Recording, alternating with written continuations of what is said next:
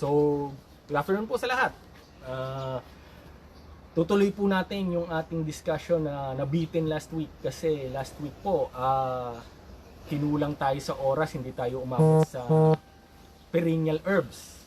So, natapos natin ay yung ating annual herbs pa lang. So, ngayon po tutuloy natin yon.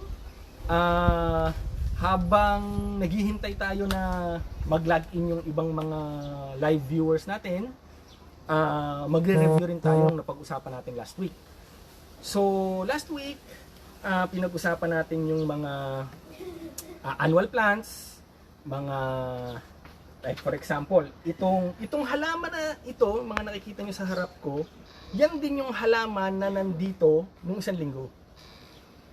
So, yung tarragon, yung stevia, at ito pa, simula po nung isang linggo nang natapos tayo ng discussion natin dito, hindi po sila diniligan.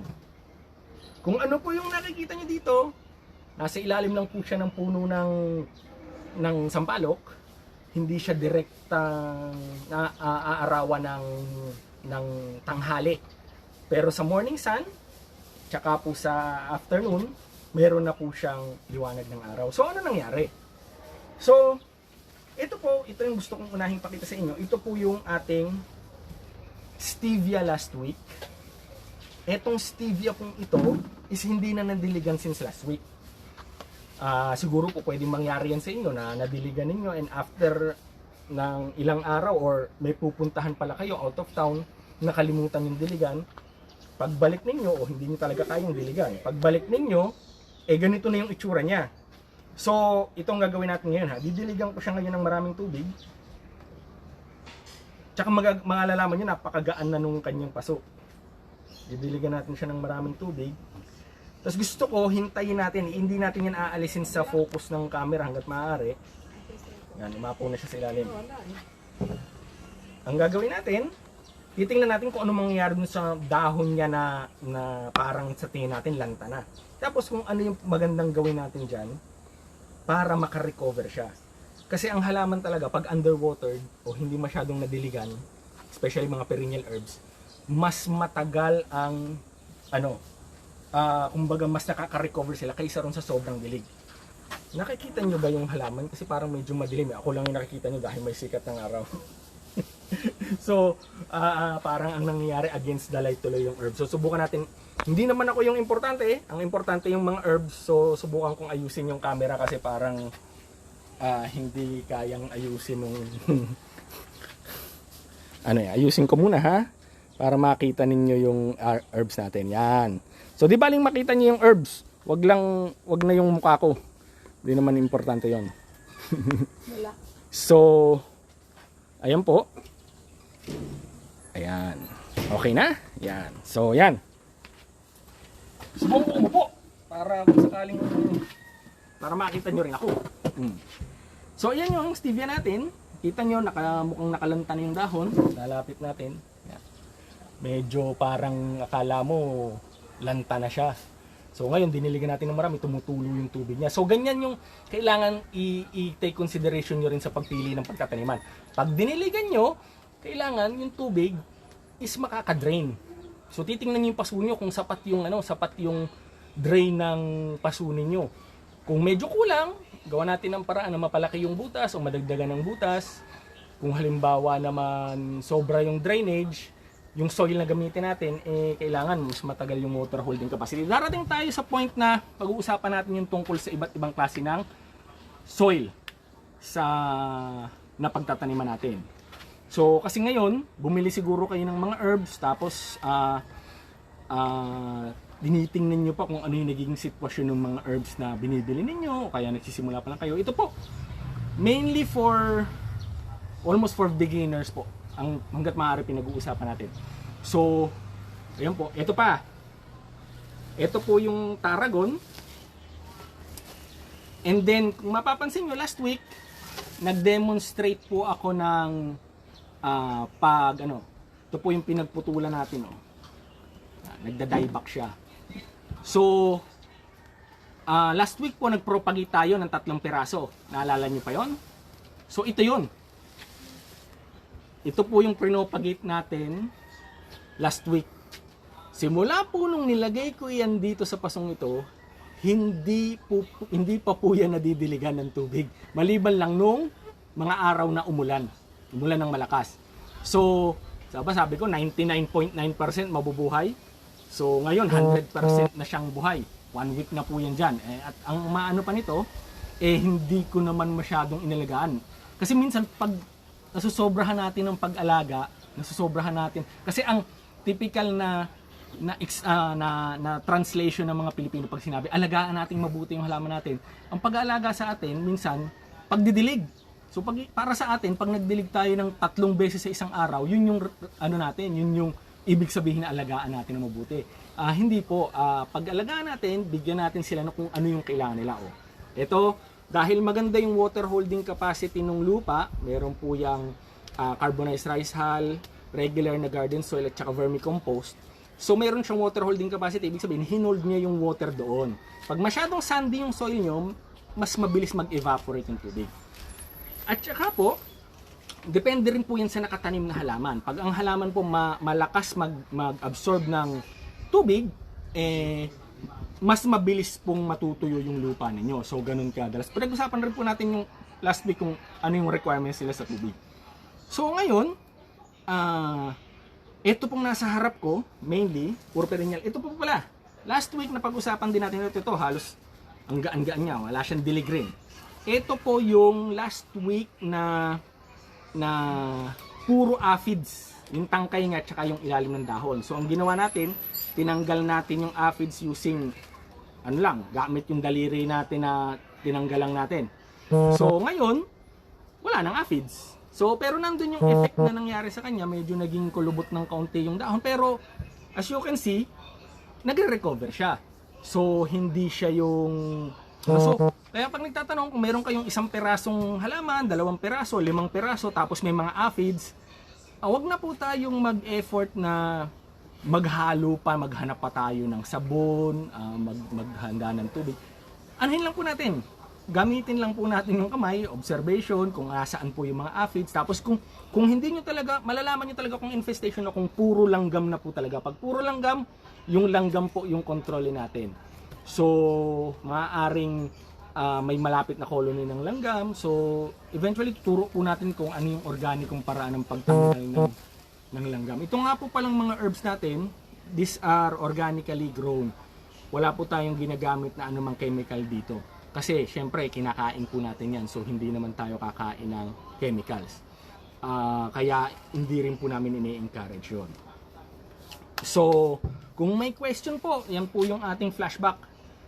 Kung may question po kayo regarding sa last week o kaya po, kasi may mga nagtanong na sa akin after nung lecture natin, sinubukan po nating sagutin. Tapos sinabi ko rin po na pag-uusapan natin ngayon yung ibang kumbaga way pa ng pag-alaga, pag-propagate ng mga herbs natin. So, ito po, mamaya natin i-discuss, paalala nyo lang sa akin na kung natatandaan nyo yung itsura niya kanina, tingnan nyo po kung ano mangyayari maya-maya lang. Ito po ang huling dilig niya last week. Tapos ngayon lang po ulit na diligan. Ito po, huling dilig. Last week, hindi pa po ulit na didiligan maliban dun sa ulan. So, buhay. Kung tutuusin, pwede nyo po na ulit, makalipas po ng 1 linggo ulit, pwede nyo na po ulit putulan yan para sumanga ng bago. Tapos yung pinuto nyo po, ulitin nyo lang po ulit yung proseso. So, parami na ng parami yung herbs ninyo. So, ganyan po yun. So, ngayon, pag halimbawa, meron pa tayo dito, ito yung gusto kong i-discuss rin natin, yung mint.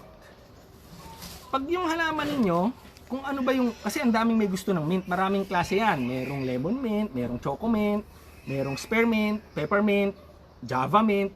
So, kahit po anong mint, yan po ay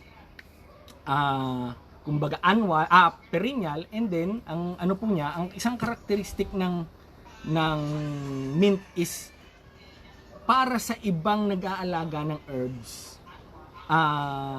Minsan hindi nila masyadong ginagamit ito for let's say mga landscaping na tungkol sa halimbawa mayroon kayong isang community pot, mayroon kayong isang malaking paso na tinataniman nyo ng iba't ibang klaseng herbs.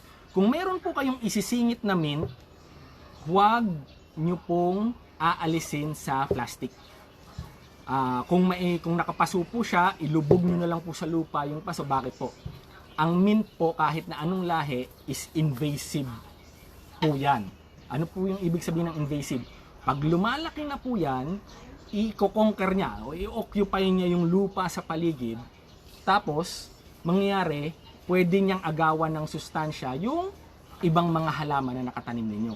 So, best practice po is, pag halimbawa po, nagtanim kayo ng mint, huwag niyo pong alisin sa seedling bag. Tapos, pag halimbawa po, ganito na po yung naging itsura, ganyan po yung mangyayari yan. Umaapaw na po siya ron sa bag natin, ipuprune po natin yan. Kasi pag yan, dumikit po yan, halimbawa may tabi siyang stevia, dumikit po yan dyan, uugat yan dyan, mapadikit lang. Kaya kung nagpo-propagate din kayo, pag may malaki yung paso, napadikit yan sa lupa, kakalat na po yan. So, hindi nyo na, kumbaga, hindi nyo na halos kailangang manu-manu pang ipropagate, siya na yung magpo-propagate mismo. Ngayon, kung gusto nyo naman ng propagation, katulad ng ginawa natin sa puputulin natin yung pong maliliit na dahon na nakikita nyo dyan, kung nakikita nyo po yung maliliit na mga tumutubo, yan po magiging ganito pa po ang itsura niya. So, magiging po siya, confined ulit siya dito sa space na to. Yung mga lumalagpas dito, huwag kayong matakot na putulin kasi magiging ganyan din yan.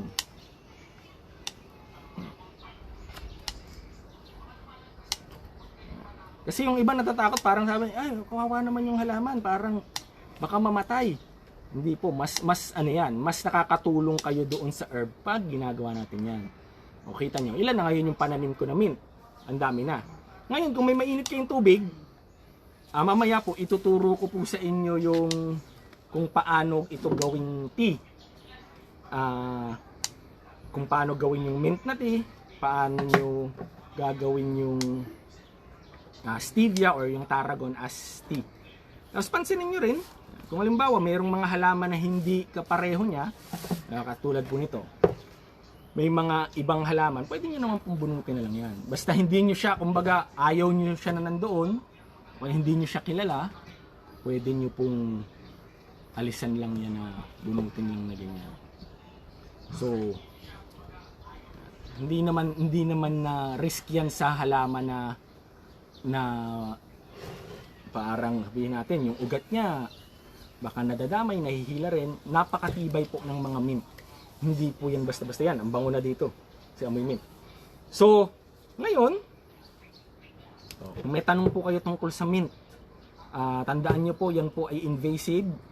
Pag naging malago na, ganito po ang gawin nyo. Kung mababawasan nyo pa, mas gaganda po yan. Pakalipas lang po ng wala pa isang linggo, mga isang linggo, ganito na po ang maging tsura niyan. Next week po, sa review naman natin, ipapakita po ulit namin ito mismo kung ano nangyari dito.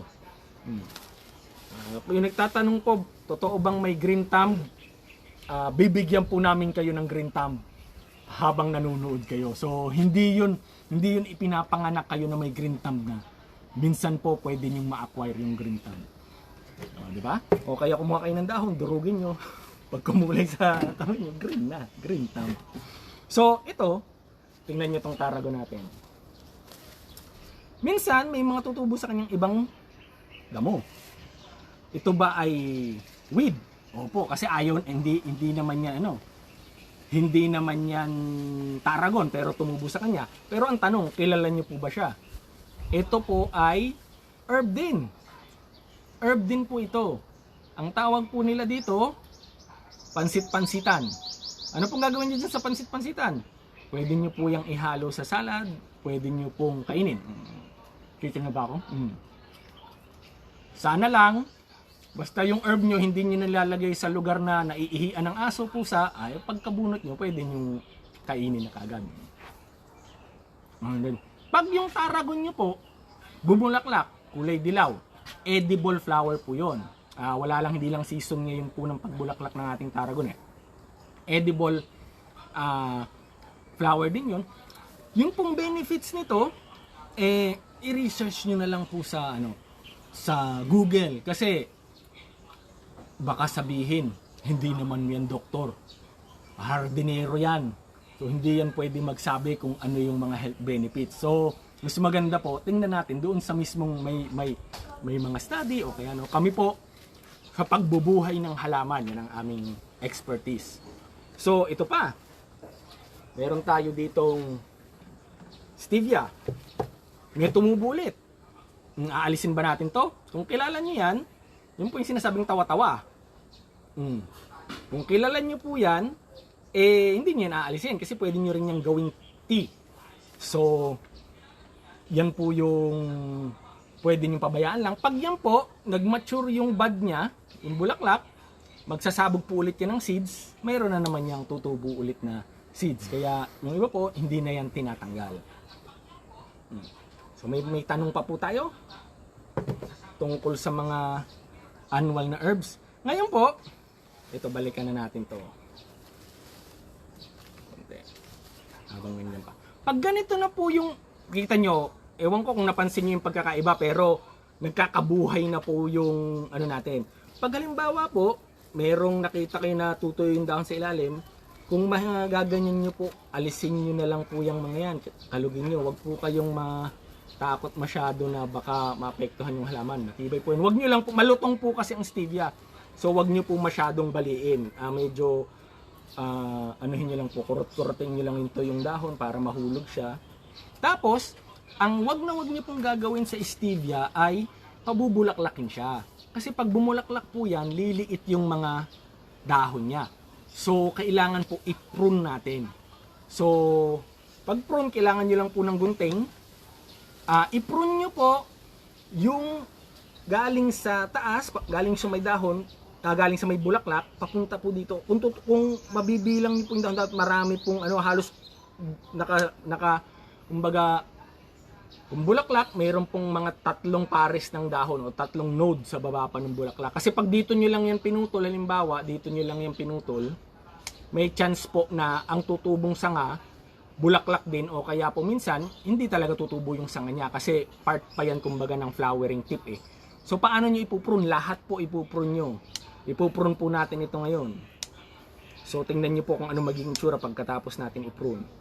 Tapos, as usual, iiwan po natin ito dito. Kung namatay, sabihin po namin sa inyo na namatay. Kung halimbawa po nabuhay, di makikita nyo po na nabuhay siya talaga. So sasabihin nyo, kawawa naman yung halaman. Parang yung nagpuputol na ng dahon. Nakakalbo. So, ganyan po. Huwag nyo pong gawin itong pananim. Kasi pag ginawa niyo po itong pananim, katulad ng napag-usapan natin last week, flowering tip po ito. So, sa experience po namin, although sa Tarragon, pwede natin kumbaga i-abort yung flowering tip niya. Halimbawa, putulin natin dito. Tapos, ito yung gawin nating planting media natin. Mas mabagal pa rin siyang lumaki compared sa non-flowering tip, which is papakita ko rin po mamaya sa inyo kung ano yung itsura ng cuttings ng stevia. May insekto pa.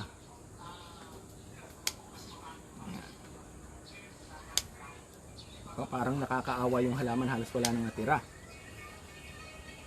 Basta pag magpuputol po kayo, laging halos malapit doon sa node. Huwag po kayong magputol ng medyo mataas sa node. Halimbawa ganyan. May matitira pong tangkay na ganyan, putulin nyo po dito. Ganyan po. Hanggat maaari, halos natalbusan po lahat. So, ganyan po. So, ganyan yung pag-prune. Pwede nyo pang, kung tutusin, pwede pang maging mas maiksi. Pag tumubo na po yung bagong dahon yan, maaaring ganyan po yung itsura. Maliliit pa muna po magsisimula yung dahon. Pero that's a sign na naka-recover na siya. So, pag naka-recover na siya, magiging ganyan po yung itsura. And then, eventually, magiging ganito po yung itsura niya. So pag naging ganyan na po yung itsura, ito na po, pwede na natin gawing parang semi-mother plant. Kumbaga mother plant po natin na pwede na tayong kumuha ng cutting sa kanya. So kung mapapansin nyo, mas malalaki na yung dahon compared dito sa bagong prune pa lang na nagre-recover. Mas malalaki yung dahon niya. Pero before, kung mapapansin nyo, nandun pa rin yung previous na dahon niya na maliliit. So pag sumanga na siya ng mas malalaki, ito na po yung ating cuttings na pwede natin kunin as cuttings. Wala pong flower yan. Hindi po katulad nitong mga nakita natin na ganyan po, may flower po. White po ang flower niyan. Nagkakaroon po ba ng buto ang stevia? So meron po siya, kaya lang ito po kasi is kumbaga hindi naman siya native dito sa atin sa Pilipinas. So yung pollinators natin na common dito sa atin is hindi siya ma-pollinate. So non-viable seeds po yung napoproduce niya. Ibig sabihin hindi siya, yung local ito hindi tumutubo ng seeds. Sinubukan din po namin na kumuha ng seeds na yung nabibili na nakapakete ng seeds at itinanim namin. Napakahirap pong patubuin. Hindi po kasing dali na mag-cuttings na lang po tayo. So yun po yung rason kung bakit sa cuttings po natin pinapropagate yung stevia. So may tanong po, mayroong tanong po dito from Janice Macaraig. Kailangan po ba ilipat sa mas malaking container kapag lumaki na? Kailan? Kailan? Hindi, kailangan. Kailangan po ba ilipat? Kailangan po ba ilipat? Opo, mas maganda po kasi syempre, confined po, lalo na po yung mga herbs natin, kung halimbawa po alam nyo na yung mature size niya is let's say more than 2 feet, more than 3 feet, mas maganda po sa mas malaking paso. Syempre kasi pag mas malaking paso, mas malaki yung tinitirahan niya, mas maraming sustansya sa makukuha, mas makakalaki siya. And at the same time, kumbaga, mas matagal siya matutuyo kasi syempre yung tubig na nakastore sa kanya, mas marami. So, pwede nyo i-transfer sa mas malaking paso. So, halimbawa, itong tarragon, itanim nyo to directly sa soil. Ang mangyayari nito, tataas siya ng mahigit na around 3 to 4 feet. Na yung tangkay niya is aabot ng mga kasing laki ng daliri na. So, yung pinaka-base niya. So, lumalaki siya kasi yung roots niya nakaka-expand. Ang roots po ng halaman, mapapuno po yan, mapa-herb. Ang canopy niya, o yung crown niya, yung sa puno, canopy, reflection po yan ng root system niya. Kung halimbawa po, ganyang kataas yung halaman ninyo, kung nakatanim po yan directly sa soil, yung root system niya, ganun din po yung itsura, para yung mirror image. So kung nakikita nyo yung isang puno ng mangga ay napakalaki, ang dulo po ng ugat niya na nasa ilalim ng lupa, ganun din po kalawak. O sometimes, o oftentimes, mas malawak pa. So kung may pagkakataon po tayong ilipat sa mas malaking paso yung herbs natin, ano rin po natin na itatakil natin yung paglilipat at saka kung alimbawa isama natin yung paglilipat ng halaman doon sa section natin ng pagmix ng soil sa sunod ng mga ano natin, sa sunod ng mga ano pa episodes. So, yan, may tanong po from Feris Mabanag. Kailangan po bang nasa greenhouse ang stevia? Lagi po bang nauunang umubos ng dahon ang mga ibon? Hindi naman po necessarily na nasa loob siya ng greenhouse. Mas maganda po kung proteksyonan natin siya. Dito po sa atin kasi sa Pilipinas, iba-iba po kasi sa ibang bansa kaya nag-greenhouse para ma-conserve po yung humidity doon sa loob at saka yung init kasi may kumbaga malamig sa kanila. Dito po sa atin, ang greenhouse po more of a protection. So hindi naman po kailangan na kailangan na napoproteksyonan. Yun pong sa experience ko po nagtanim po ako ng stevia sa field lang. Minsan po nakakakita ako ng mga ibon, nakakakita ako ng mga ano. Pero minsan pansinin ninyo, yung ibon ba ang kinakain niya yung stevia mismo? Kung yung stevia po mismo yung kinakain niya, gawin niyo po, kumuha kayo ng mga lumang CD. Yung lumang CD po yun, di ba? Ewan ko, hindi na kasi uso CD ngayon Puro streaming na no? Kung meron po kayong mga lumang CD, gawin niyo po parang banderitas, isabit niyo po ng sa tangkay, tapos pabayaan nyo mahanginan. Mangyayari po, sa simula, yung ibon, lalo na, pag nakikita yung reflection na parang may gumagalaw-galaw, tapos yung reflection niya is tumatama doon sa mga halaman, pakiramdam niya, binubugaw siya. Ganun po yung pagbugaw ng ibang mga pests sa Pero pag matatalino yung ibon, hindi po, minsan natututunan rin nila na hindi naman pala nakakaano. So, kung ganun po talaga, may specific na ibon kayong problem, maaari pong protection na natin sila. It's either hindi naman po greenhouse, pwedeng tunnel na screen. Pero sa experience ko po, hindi naman po kailangan talaga na overprotective tayo. So, baka po ang kinakain ng ibon is yung mga uod na kumakain pala nung gulay natin o nung halaman natin. Tanong po ulit. Ruby Jane Roll del Rosario, ano ang magandang fertilizer organic for herbs? Ang gawin nyo po, pag halimbawa po, bumili kayo ng herbs, itanong nyo po doon sa mga bibilhan ninyo kung ano yung composition ng soil. Kadalasan po kasi nang nagbebenta ng herbs, mayroon na pong compost yung potting mix nila. So, pag may compost na po, ang compost po is very sustainable yan. As long as may moisture siya, hindi mawawala yung nutrition nun. Magre-recycle magkakaroon yun ng kumbaga, yung sinasabing nitrogen cycle. Kumbaga, pag merong mga nabubulok na halimbawa, may mga ganyan, may mga nabubulok dyan, magre-recycle lang dyan. Yung organic matter na nabubulok, pupunta ulit yun sa lupa, tapos magiging pagkain ulit na. Parang sa mga gubat, yung mga yung puno, pag nalaglag yung dahon, magkakaroon ng decomposition, tapos iikot lang yung cycle, wala namang nagano. So, pag wala naman, hindi nila alam kung ano yung fertilizer na nandoon sa hindi po masamang mapasobra ang compost natin. Kumbaga wala po itong overdose, lagay natin sa ibabaw. Pero kung maglilipat po kayo galing sa halimbawa galing sa seedling bag papunta sa paso, maganda po yung compost natin ilagay natin sa ilalim kaysa sa ibabaw. Kasi po pag sa ibabaw natin nilagay, nagiging shallow rooted yung especially yung mga vegetables natin, halimbawa kamatis, sili, mababaw po yung ugat niya kasi yung sustansya nasa ibabaw lang. So, imbis na umugat sila ng mas malalim para kumuha ng sustansya, shallow rooted sila, madali silang matumba. So, pag maglilipat po tayo sa mas malaking paso, especially vegetables, yung compost po sa ilalim, tapos saka natin ipatong yung itatanim nating halaman. So, hindi pa natin ma-demo ngayon. Wala po tayong nakamix pang soil. Next time po, de-demo natin.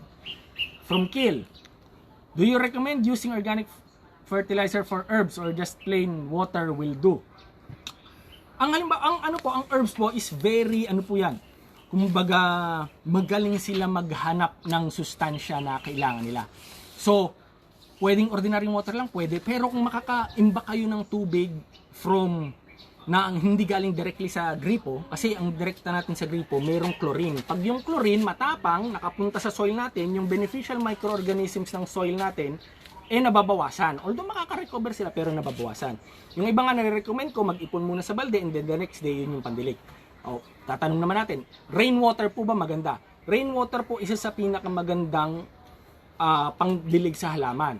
Maliban na lang po kung halimbawa yung mga unang ulan na dry season tapos biglang umulan kasi kadalasan po medyo acidic acid rain po yon. So medyo acidic kaya hindi po yung na-recommend na ipunin. Yung pong mga consecutive rain, pwede po natin ipunin yung tubig. Bakit mas masustansya yung rainwater kaysa ron sa ordinaryong tubig? Yung pong rain, yung pong ulan, nanggagaling po yan isang kilometro mahigit galing doon sa ulap.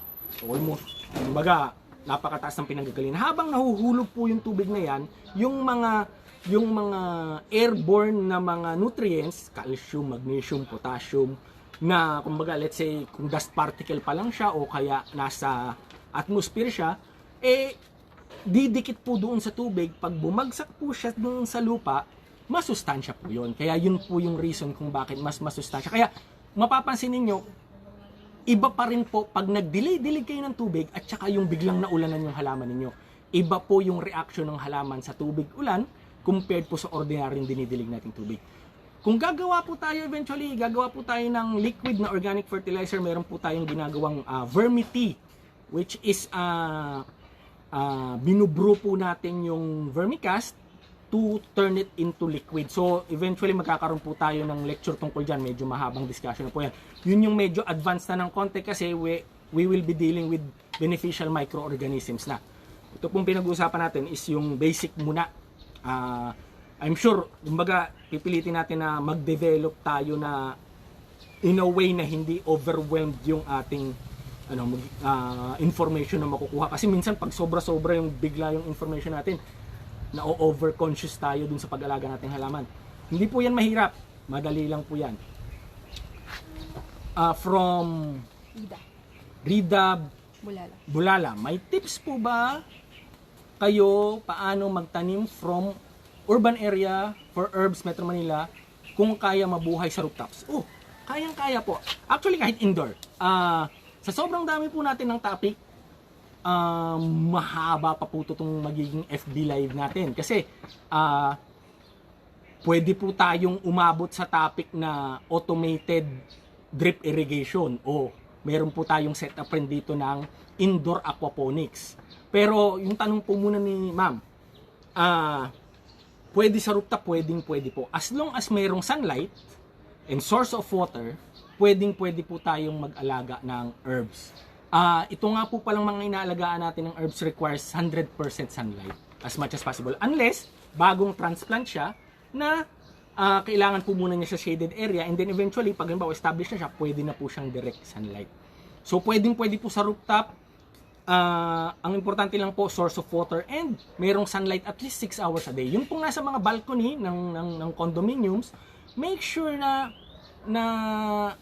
tingnan nyo rin, obserbahan nyo kung saan dumadaan yung sikat ng araw, kung saan nyo ilalagay yung halaman ninyo. Kasi ang araw po ang number 1 sa pinaka-importanteng requirement pag nagtanim. Sunlight, water, and syempre, herbs lalo na, malinis na hangin kasi syempre kakain natin yun. From Maria Espiel, will the herb survive in hydroponic system? Yes, magsusurvive po ang herb sa hydroponic system. Kung nag-hydroponics po kayo, pwede po.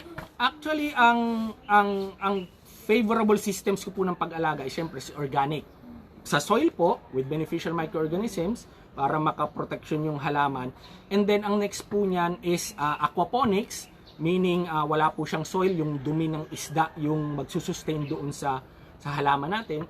And then hydroponics, ang hydroponics although gumagamit siya ng chemicals but in the exact amount that is needed by the plants. Hindi po natin sinusobrahan kasi po yung conventional farming natin na lagay tayo ng urea, lagay tayo ng lagay ng complete, minsan sobra po yung nilalagay natin. So yung ina-absorb ng halaman, sobra-sobra and then at the same time wala nang masyadong sustansya, wala nang effort yung halaman maghanap ng nutrients. Ang laman lang niya is nitrates, nitrites. So, hindi siya healthy. Unlike pag halimbawa, pinabayaan natin yung halaman na mag-thrive sa sarili niya para mabuhay. So, nagpo-produce siya ng phytochemicals sa katawan niya. So, in turn, yun yung nakakain natin. Pero kung puro fertilizer po, especially high nitrogen na fertilizers, wala po masyadong sustansya yan. And then pag halimbawa hindi na digest ng stomach natin yung nitrites, magiging nitrosamine. Para na akong doktor. Hindi po ako doktor. Magiging nitrosamine which is carcinogenic. So kaya po bakit pinapaboran yung meron rin pong isa pang paraan na gumagamit pa rin ng chemical fertilizer pero yung sinasabi nilang good agricultural practice o GAP. Ibig sabihin, inaaral nila kung ano yung kailangan ng halaman. So hindi po nila disobrahan yung pag-fertilize. Gaano po dapat, from EJ De La Cruz, gaano po dapat kalayo ang distance ng pagtatanim ng pechay sa field? Okay. Pag abot po yung internet natin dun sa field, gagawa po natin ng paraan, lalagyan natin ng either repeater or mesh repeater. So, ituturo po namin kayo dito sa tanim naming mga gulay. Pero to answer your question, around 8 inches po ang distance po. Basta imagine niyo lang po, since nakakakita naman kayo ng mature na plant. Halimbawa, nakakita kayo ano bang itsura ng matured na pechay. So, ganito kalaki siya. Imagine niyo po, magkatabi sila.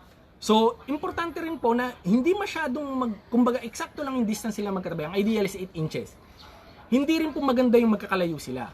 Kasi pag masyadong magkakalayo po, meron pong spaces in between sa kanila na expose yung soil. Hindi po magandang expose yung soil, especially with organic farming. Pag expose yung soil, mas mabilis mag-evaporate yung water, and then, expose sa sun, pwedeng tubuan ng damo. So, pag tama po yung distansya na pag mature na siya, is eksakto lang na magdikit yung tips ng leaves niya, ibig sabihin, nagpo-produce tayo ng microclimate doon sa baba, sa root system ng halaman, which prevents water from evaporating. Mas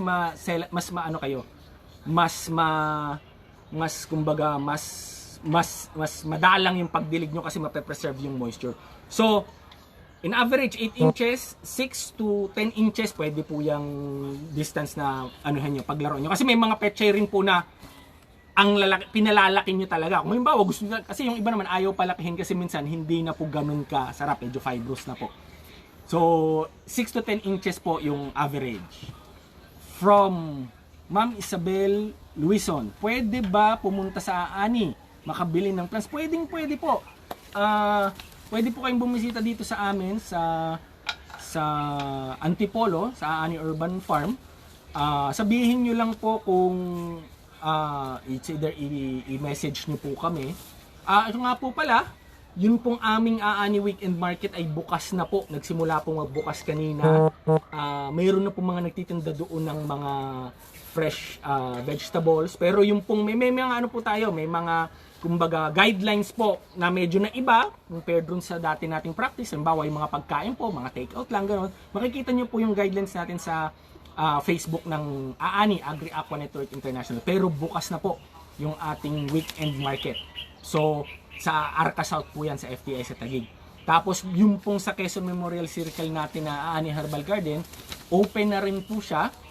Pwede na kayong pumunta doon. Kung halimbawa po, mayroon kayong requirement ng herbs from Aani Antipolo pero hindi kayo makapunta dito sa Antipolo, pwede po nating pag-usapan na ang pick up ng herbs ninyo is from either FTI o kaya po sa Quezon Memorial Circle. Pwede nyo po, i-message lang po kami. Okay. Yan, sagot na po yan. From will it survive in a hydroponic system? Yes, kailangan lang po nating aralin kung ano yung requirement na nutrients nung herb para yun po yung matimpla nating nutrients for doon sa hydroponic na ano natin. Can herbs survive in shaded area? Yung term po natin na survive, yes, they can survive. But kumbaga, magiging maganda ba sila? Hindi po kasing ganda nung direktang nasa sunlight, but they can survive. Halimbawa, nasa ilalim po ng puno, kagaya nito mga ito, makakasurvive po sila, pero yung growth rate nila, and then yung ibang ano rin, kumbaga yung lasa, and then yung itsura ng dahon, medyo iba po compared doon sa direktang nasa araw. So, yan po yung mga factors na kailangan din natin. Kaya nga sabi ko, maliban na lang kung yung herb na yun is nagre-require talaga ng shade. Like for example, kung meron po tayong goto cola, hindi ko po napakita sa inyo pero subukan natin maghanap dyan next week. Ang goto cola po is yung Centella asiatica. It requires shaded areas po. Pag halimbawa po na-expose siya sa sunlight, makikita nyo po yung leaves niya medyo na-stress, nagkukulay brown o parang kinakalawang. So yun po yung ano natin.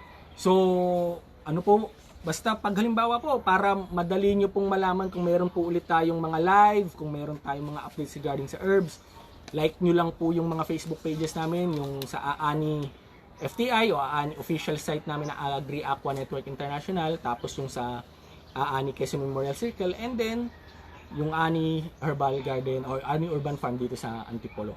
Doon po namin nilalagay yung updates kung kailan po tayo mayroong mga live pa. Kasi minsan nakakaano rin kung halimbawa weekly yung ano natin. Tingnan natin kung mas papadalas natin to. Pero for sure weekly po gagawin po natin yun. So may question pa po ulit tayo from Catherine Academia. How many days po ba mag-germinate or tubo ang herbs? What is the best way to germinate sila? Pag sinabi po kasing germinate natin is coming from seeds. Ang common po na gine-germinate natin from seed ay basil. Kung halimbawa po culinary herb naman, dalawa po 'yung kasi medicinal, culinary, ganyan, aromatic herbs. So ano po natin, ang common po natin is mga kamatis para sa culinary herbs, talong. Usually po, pinakamadali kung gusto nyong malaman, kung gusto nyong mag-practice, mag-germinate, next week po, yan po ang topic natin, seed propagation. Propagation of herbs from seed. Ang magiging topic po natin dyan, basil, kamatis, talong. Ang basil po ang pinakamadali. Kasi pag ang basil po, itinanim nyo sa soil, from seed, inilagay nyo sa soil, in the first mga 2 hours nyan, magsuswell, mamamaga po yung buto ng basil, magiging kulay puti siya parang sago. So indication po kaagad yan na malaki na yung chance na mabubuhay yung herbs nyo. Supposed to be po, maximum of mga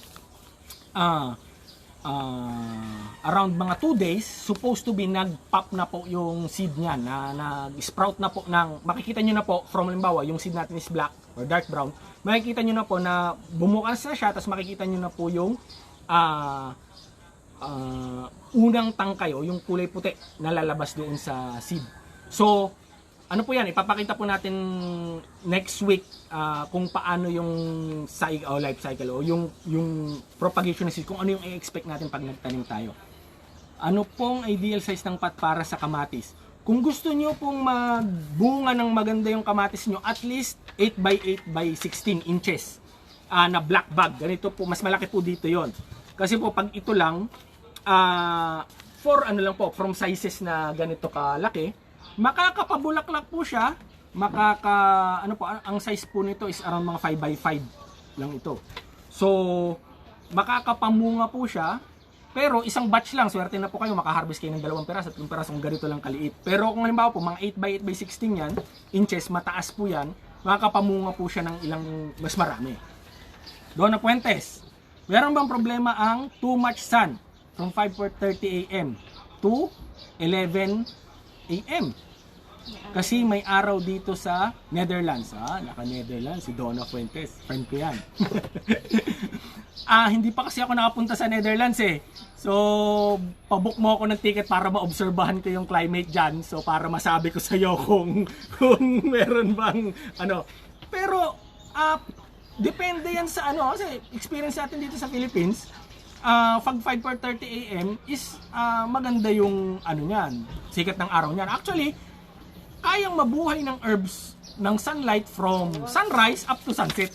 So, dito sa atin walang problema. Ang nagiging factor lang na isa, pag halimbawa, is sobra yung sunlight, tapos mayroong pang hangin.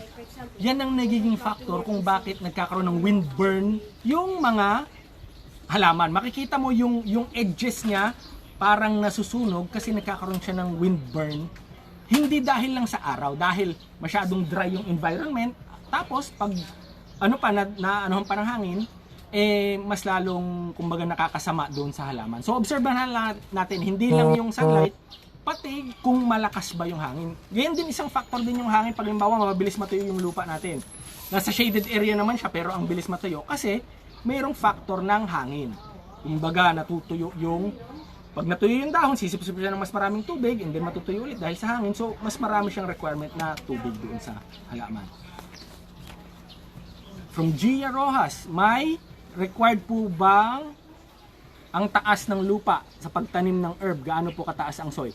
Katulad ng sinabi ko po, reflection po nung taas nung halaman yung magiging root system niya. So, hanggat maaari po, mas mahigitan natin sa kalahati yung required yung baga height niya. Pag halimbawa, ganito na po kataas yan, half na po yung height nito dito.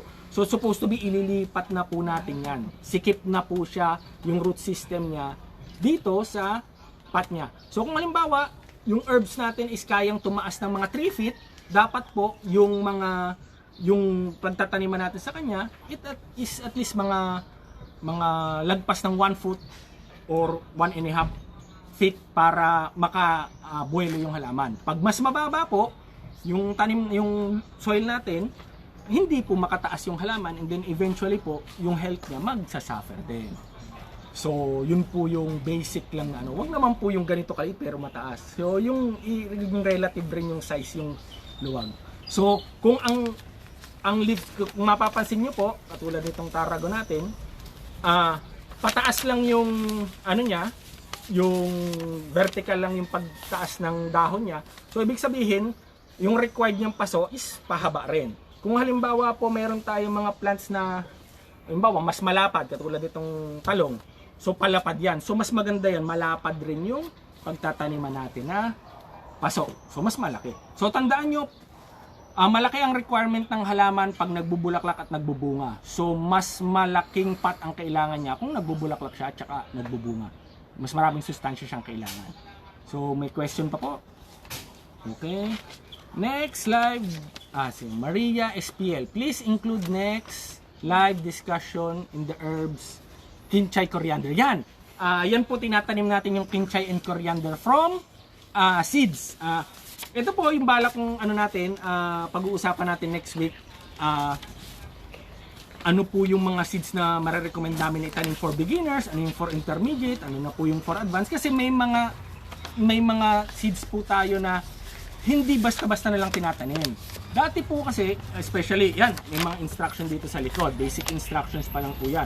Like for example, dati po pag nag-ano tayo ng ampalaya, nagpo-propagate tayo ng ampalaya, ginagamitan pa po natin yan ng nail cutter para matulungan natin na yung embryo makalabas. Kasi kung papabayaan lang po natin naturally, kailangan mag-decompose muna po yung ano niya, yung seed niya, kumbaga yung armor ng seeds bago siya maglabas. Yung iba naman po sa mga ang tawag dito, pakwan, sa mga kalabasa, minsan po bubukahin pa po natin, kumbaga ganyan po, pinipisil natin dito para bumuka ng konti. Tapos saka po natin i-germinate. Meron naman po tayong mga seeds na kailangan po nating ibabad muna. And then sa nabanggit niyo po, coriander and kumbaga kinchay, ginagamitan po yan ng rolling pin. Kung malaking rolling pin, kahit na yung bote na may flat surface, dinudurog po yon para bumuka yung seeds. Kasi kung papabayaan lang po natin naturally na sila, ilagay natin sa lupa, aabutin po tayo ng mga 2 linggo bago yan magsimulang mag-sprout kung sakaling may hindi sila maapektuhan agad.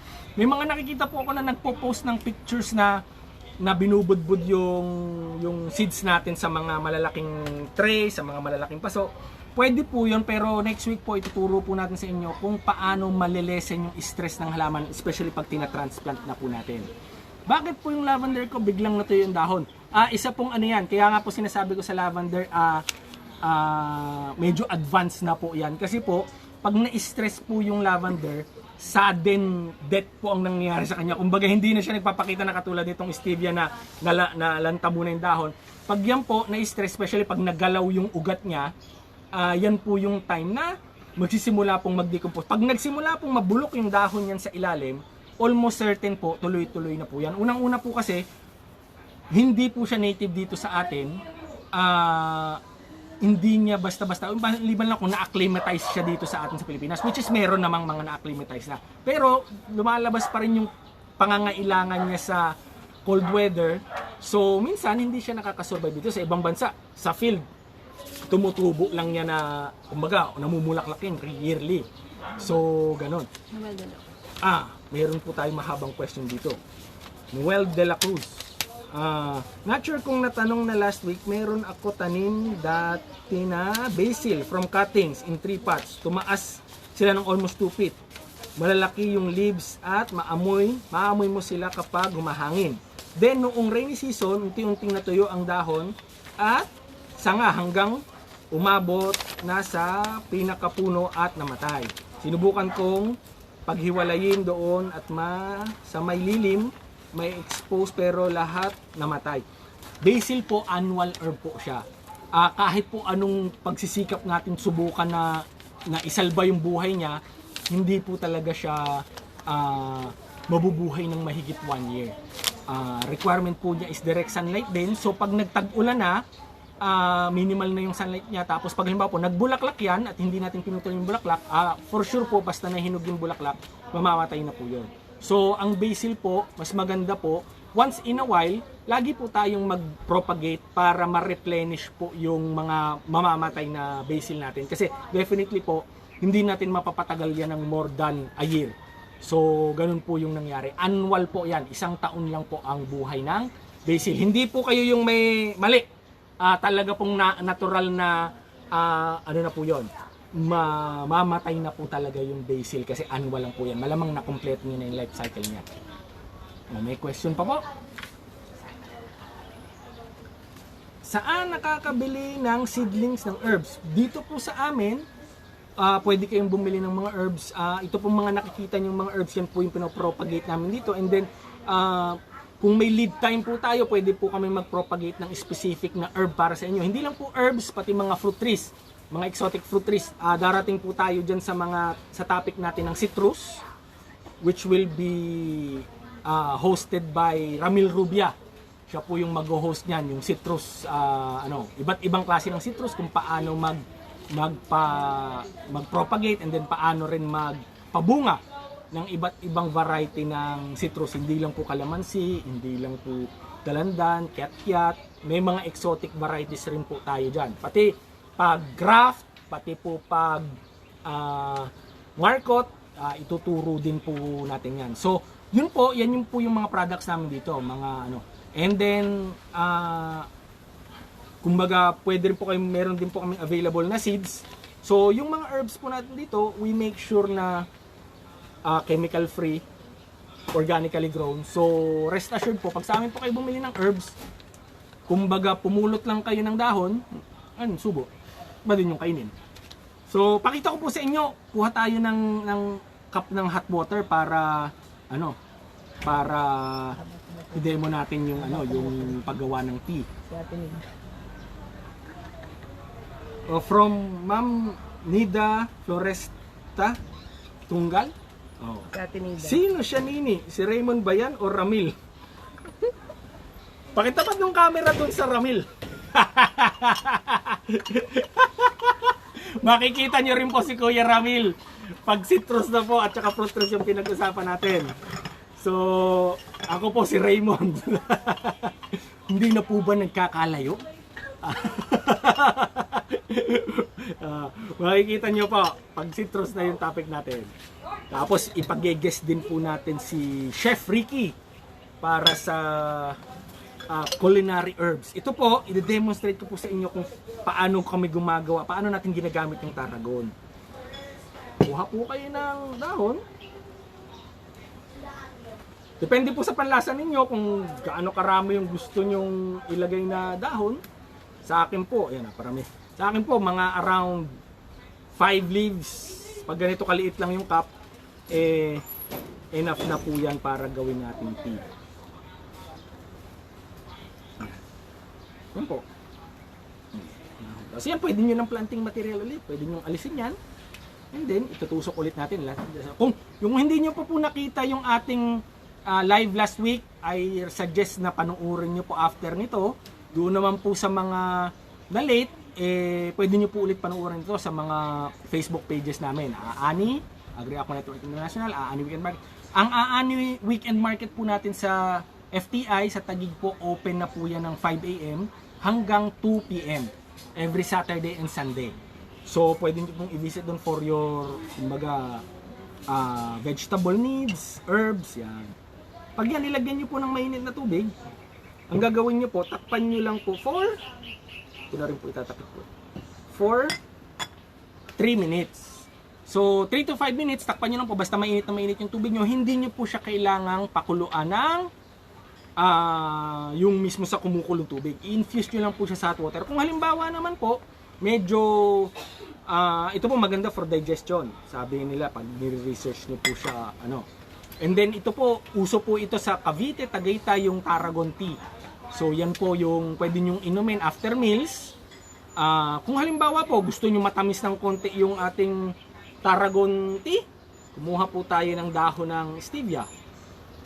Kuha po tayo ng kahit mga 3 piraso, 5 piraso, ilagay nyo rin po, dagdagan nyo.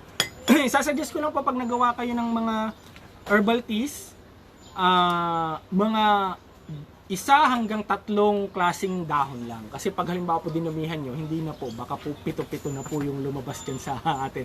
So, kasi po minsan yung health benefits, pag masyado na pong marami, hindi naman porket ito yung health benefit niyan, tapos dagdagan natin ganun, magiging ganun yung health benefit. Meron po yung synergistic effects. So, wala pa pong nag-research ng synergistic effect. Ano bang beneficial nito? Ano pang benefit nitong ganitong herb pag hinalo natin sa ganito? So, ang madali lang pong makita is yung benefits ng isang specific na herb. Pero, bihira po yung nag-i-study na pag ito hinalo natin sa ganito, hinalo natin sa ganyan, kung ano po yung magiging benefit. Although, definitely, hindi po yan magiging kumbaga detrimental sa atin. So, magiging beneficial pa rin talaga. So, ganyan lang po. Kung halimbawa naka 5 minutes na kayo, pwede nyo na pong inumin. Kung halimbawa po, itong Yan. Sama pa yung ugat. Kung gusto nyong maganda yung presentation ng tea ninyo, di lagyan natin ng mint sa tabi. Baka po kasi yung iba masyadong sensitive dun sa lasa ng mint. Sabihin niya, para akong kumakain ng toothpaste, di ba? So bakit po yung mint nagiging garnish natin sa mga pagkain, especially sa mga seafood? Pagkatapos nyo pong kainin yung seafood at nasa labas kayo, wala kayong access sa toothbrush or toothpaste or candy or mint, kukunin nyo po yung mint doon sa tinabi ninyo, tapos gawin nyo siyang chewing gum. That's it. Gawin nyo yung chewing gum, yung breath nyo hindi amoy isda pagbalik nyo ng opisina. Yun po yung reason kung bakit ginagawang garnish yan sa mga matatapang na amoy ng mga pagkain. Itabi nyo po muna habang kumakain kayo, and then pagkatapos nguyain nyo lang po. Kung gusto nyo lunukin, pwede rin. Pero huwag nyo kakalimutan tumingin sa salamin bago bumalik ng office kasi baka naiwan pa sa pagitan ng ipin ninyo yung mint. So, ganyan po. So ito, pwede na natin itong inumin. Ano ba ito? Kung gusto nyo mas matapang, damihin nyo pa yung dami. May tanong. Ay, si Ma'am Ditas. Naku, long time nung see. Ito na po ako ngayon. Ano nangyari? Lumaki. Thank you for watching po. So, until next week, ang topic po natin is about propagation of seeds. Ito po, kung bakit po may mga nakasulat dyan na F1, ano pong ibig sabihin yan. Tapos kung ano po ibig sabihin ng heirloom seeds, ganyan. Kung paano po yung tamang o magandang paraan. Wala pong mali pag nagpropagate tayo ng seeds. Ang tanong lang kung gaano katagal sa bago mag-germinate. So minsan mas mabilis, minsan mas maga. At saka po especially ang importante po pag bumili kayo ng seeds, yung pong nakasulat sa label na ito. Kung ano po ba yung ibig sabihin ng 98% na yan, ano yung ibig sabihin ng 10/19, yan. At saka yung timbang, kung ano po. Yan po yung mga kailangan nating malaman kung o alam basahin pag bibili tayo ng mga seed packets. So maraming salamat po sa pakikinig. May pahabol na tanong from Legit Mayor. Okay lang po ba itanim ng magkatabi ang mint at oregano, rosemary at thyme? 10 inches po ang pagitan. Ang oregano, kung mag-research ito, maganda po. I-research nyo po yung spiral garden. Pwede nyo pong gawin ng spiral garden kahit sa isang malaking pasulang. Spiral garden is pagtatanim po ng herbs na pa-spiral, pero yung level po ng soil is from highest doon sa peak, doon sa gitna, and then going down. Kasi po ang itatanim natin doon sa peak ng spiral garden natin, doon sa taas, is yung mga halaman, yung mga herbs na nagre-require ng less water or yung fast drainage ng soil. Tapos yung habang bumababa po, yun po yung mga nagre-require ng kumbaga mas wet na soil. So i-research nyo po yung spiral garden para magkaroon po kayo ng idea. Susubukan natin, eventually gagawa tayo ng spiral garden dito. Para makita nyo rin po kung marami pa po tayong pwedeng gawin during our FB Live. So thank you po ulit sa pakikinig. Kung meron po kayong habol na questions, type nyo lang po dyan. Subukan natin sagutin po mamaya. Don't forget to like our page, Aani Agri Aqua Network International. And then yung pong Aani Quezon Memorial Circle, yung Aani Herbal Garden. And then yung dito po Aani Antipolo. So i-like nyo po yung lahat and then our announcements will be there. Kasi po dyan po namin i-announce yung mga sunod naming mga FB Live. So kung may questions, ihabol nyo lang po, i-message nyo, pipilitin natin itong sagutin. So maraming salamat po sa mga nanood ng live at doon sa mga nanood ng rebroadcast. Abangan nyo sana po kami ng live next week para makapagtanong po kayo ng mga live na tanong. Maraming salamat po. Happy planting!